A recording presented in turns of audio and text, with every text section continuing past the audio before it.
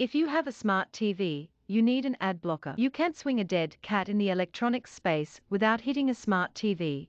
That's just the way it is in 2022. Whether it's a Roku TV, a set from LG, Samsung, Vizio, or another TV running some other operating system, there's a high chance that it's going to connect to the internet. There's also an even better chance that the platform on which the TV runs deals in advertising. It's just the way of the world. And for that reason, you need an ad blocker on your home network. Full stop. It's a bit amusing to see folks all up in arms over an ad for Sleep Number beds appearing on a Roku TV manufactured by Sharp, which made the rounds on the Our Cord Cutters subreddit during a recent NFL playoff game. Roku tells Digital Trends that whatever caused the ad to appear, whether it was an OS-level thing or a device-specific thing, has been resolved. Forget for the moment that an NFL broadcast is, itself, full of advertisements in the stadium, on the field, on the screen, and from the broadcaster's mouth. Still, we watch and ignore for the moment the fact that Roku basically is now an advertising company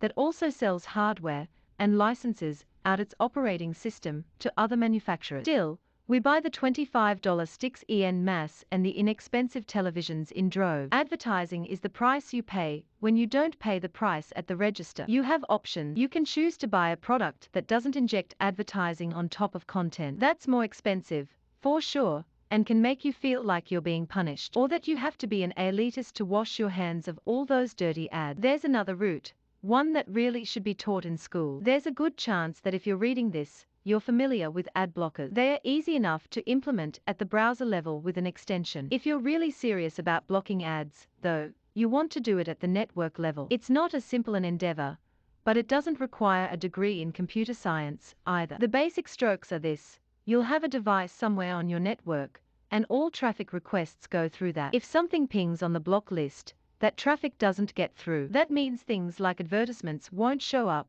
or maybe that tracking data isn't disclosed. That device could be software baked into your router, or it could be a separate device like the Pi-hole or AdGuard service on a Raspberry Pi. Because it's at the network level, it covers any device that's connected to your network: phones, tablets, TVs, whatever. It's also a bit of a blunt instrument. There are times when things just won't work. This isn't a set it and forget it endeavor. There are times you'll need to either turn off the ad blocker to get something to load or work right, or you'll need to dive in and tweak the block lists and or whitelist servers. Your experience will differ from someone else's. In my home, I usually average around 13% of all server queries being blocked. Maybe that's high, maybe it's low. It all depends on how many devices you have going through the ad blocker and what those devices are. I'm also not surprised that nearly a full 25% of the blocked queries come from a single server from a certain manufacturer. That doesn't mean that all of those queries are ads or spam